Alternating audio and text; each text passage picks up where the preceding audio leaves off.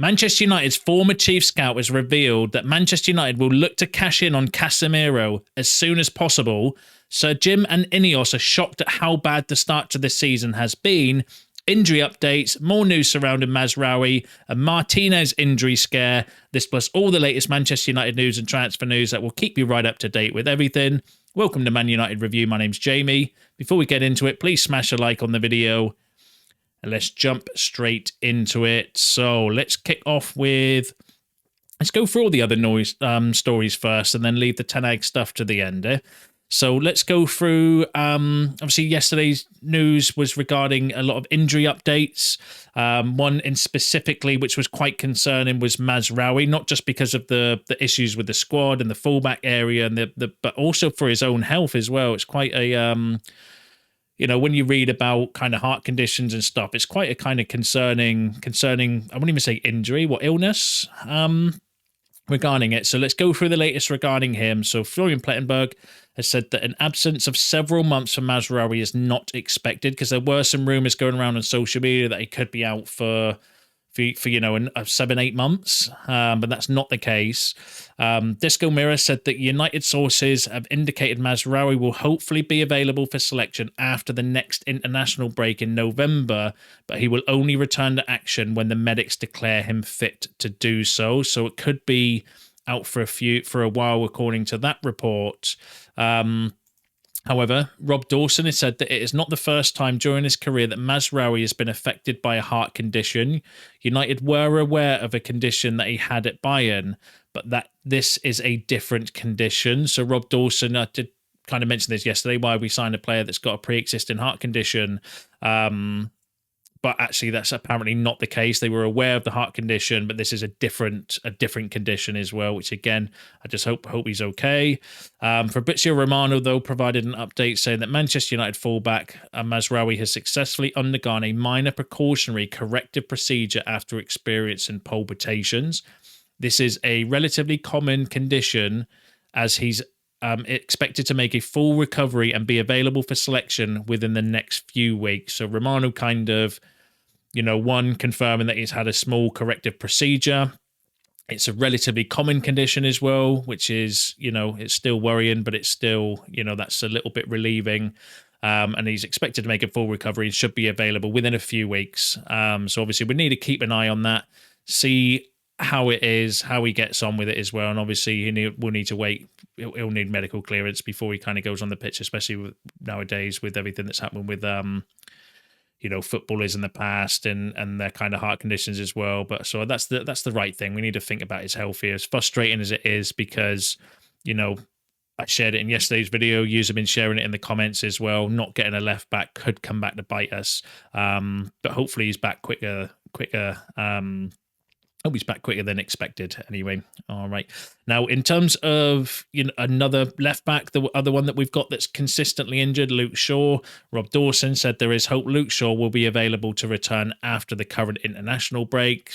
Whether that's just returning to training or in the team, we'll obviously need to wait and see. But there could be a situation where Luke Shaw comes back as well, which, it is positive. But the question always with Luke Shaw is how long will he be back for? Will we get a game out of him? Will we get 3-4 games out of him and then he'll be injured again, because he's so inconsistent with his injury that you can't rely on him coming back, because he might come back for a few weeks, he might come back for a few months. You just have absolutely no idea when it comes to Shaw how long he'll be back for, and before he kind of breaks down again and gets injured, which is really frustrating. Really frustrating as well. But, it is a positive, I suppose, to at least maybe have him coming back after the international break.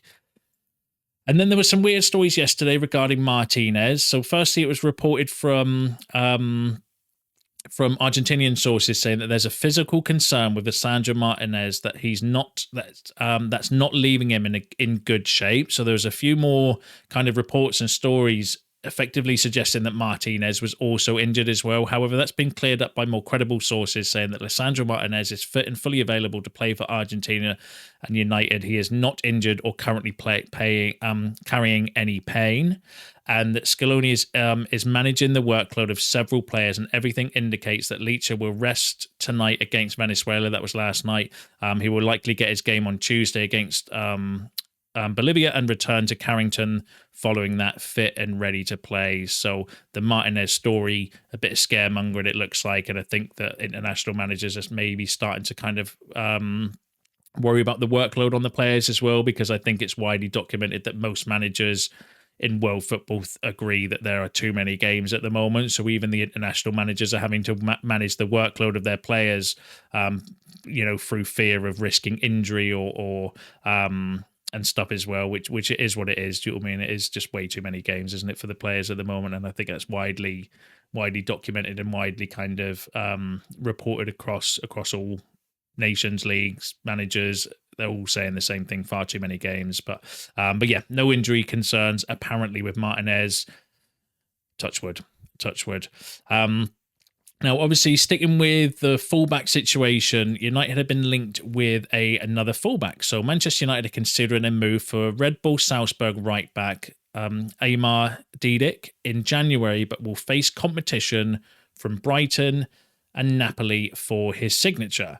Dedic is under contract with Salzburg until 2027, and therefore they are in a strong negotiation position. The Austrian club are set to demand around 28 million euros for his sale in January, but the fact that Dedic can play as a right back, centre back, or left back is also a big reason why the Red Devils had registered an interest in him. Now, that came from Rudy Galletti, who's actually one of the more credible journalists that works for Team Talk. Still not the most credible, but a fairly decent source when it comes to kind of transfer news and stuff. Really interested profile of player. 22 years old, can play in either fullback position, can play at centre half as well.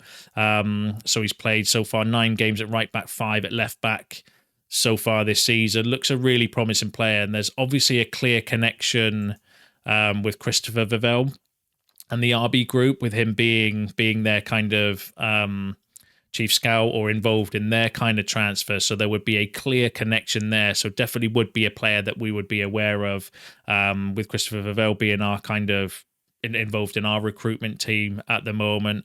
Would be an interesting option. I don't know about the price, though, being honest with you. Seems a little bit excessive, or whether United are going to have that sort of funds available in January. We'll need to wait and see. But yeah, really interested profile of player. Not a player I've heard loads about, but would be a good option. Someone that can cover both right and left back, which begs the question, though, unless it's for those sort of funds, why didn't we get Ferdi Kadioglu that we were interested in the summer that went to Brighton? Because he's a similar profile of player that can play right back, left back, and can pretty much play everywhere. But whether we just didn't have the funds or the time available to do that, or whether we weren't really interested in him, who knows? But he's a similar kind of profile where he can play, not similar player, but similar profile where he can play at both fullbacks. Definitely an interesting option. One we'll keep an eye on. But let me know what you think about that in the comments. Now, one of the other ways that we could fund January signings is through player sales. Now, this is a really interesting story, so I'll go through it and I'll bring the reasons why I brought this into the video. Okay, so Manchester United will look to sell Casemiro as soon as the January transfer window opens, according to the club's former chief scout. Mick Brown has spent over a decade at United during their most successful period and remains well connected at the club. Exclusively told Football Insider that United will look to shift him off the wage bill after he was dropped from the starting 11.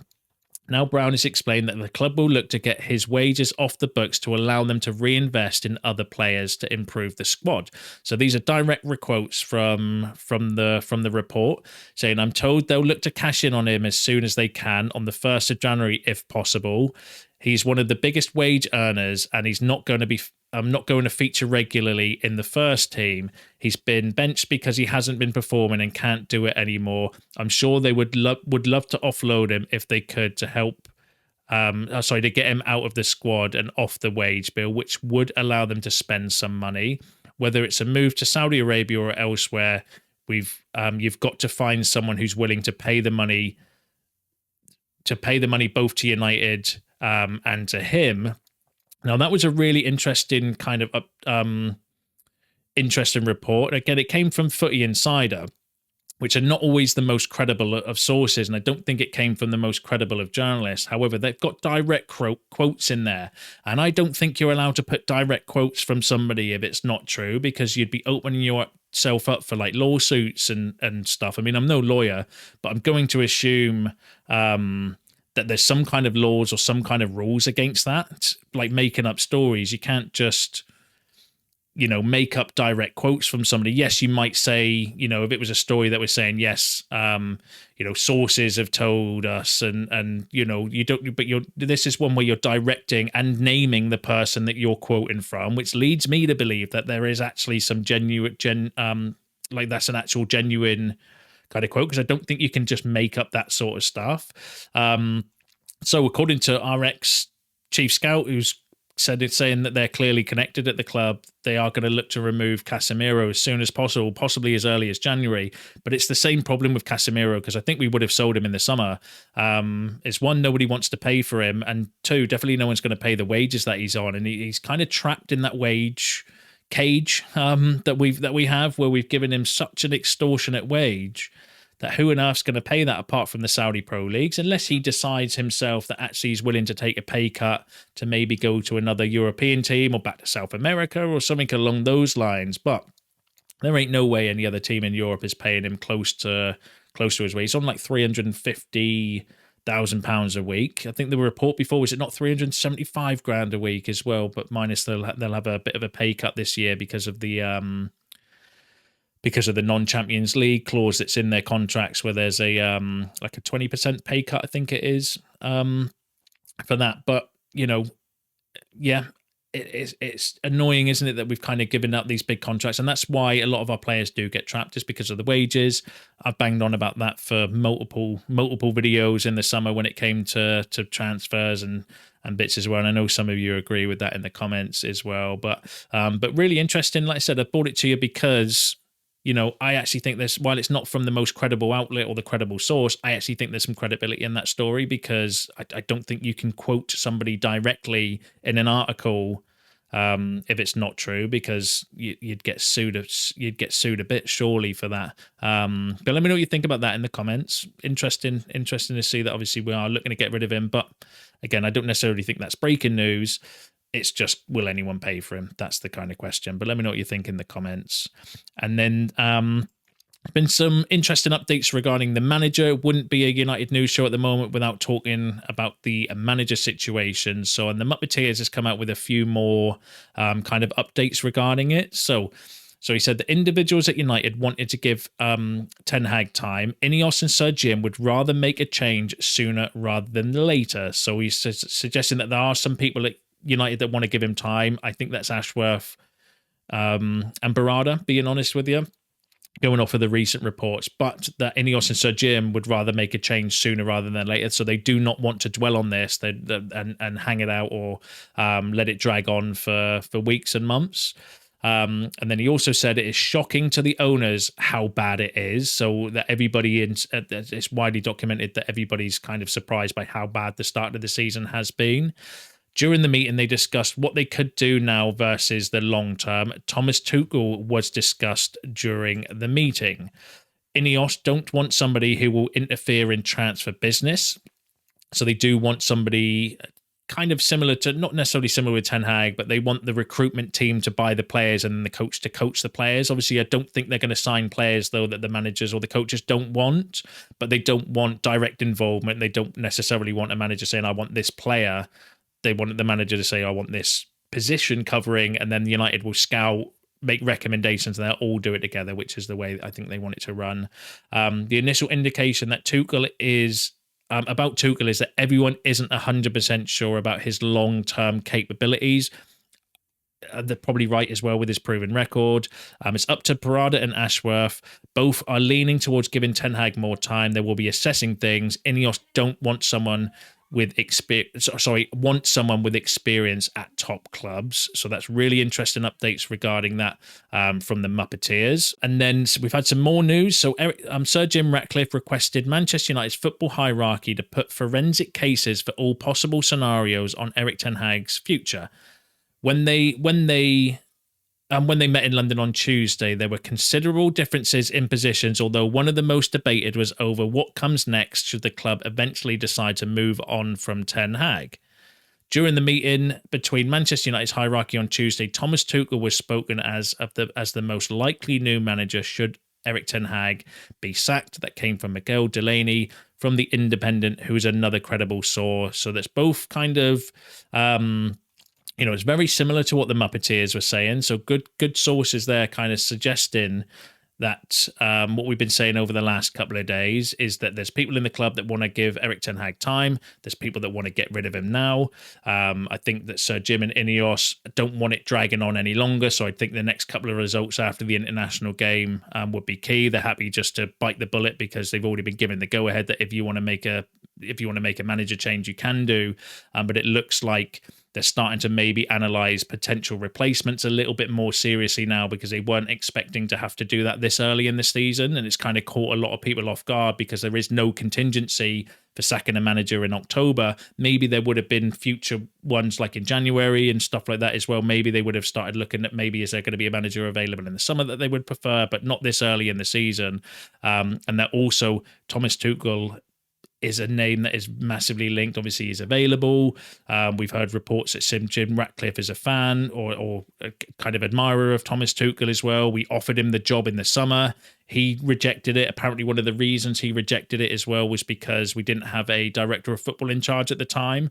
Obviously, Dan Ashworth was rumoured to be, we were still kind of trying to negotiate the settlement fee with the severance pay with Newcastle when he was on garden leave, so not necessarily officially in charge, but apparently he would now be more open to coming to United now that we've got the sporting directors and everything involved. So it'll be interesting to see what happens. I think it is going to be maybe a game-by-game basis now. I think effectively the way I kind of interpreted what's going on is it's that if results don't go well and don't go according to plan. I mean, if we get a couple more bad results, for example, I think they're just all ready to go to bite the bullet. But obviously they don't want to do that, but they might be forced to do that is the way I kind of see it. But let me know what you think about that in the comments. Let me know what you think about all the news discussed in today's video, because that is you all up to date with the latest transfer news and Manchester United news. Don't forget to smash a like on the video on your way out. Subscribe to the channel if you are new, and I will see you in the next one.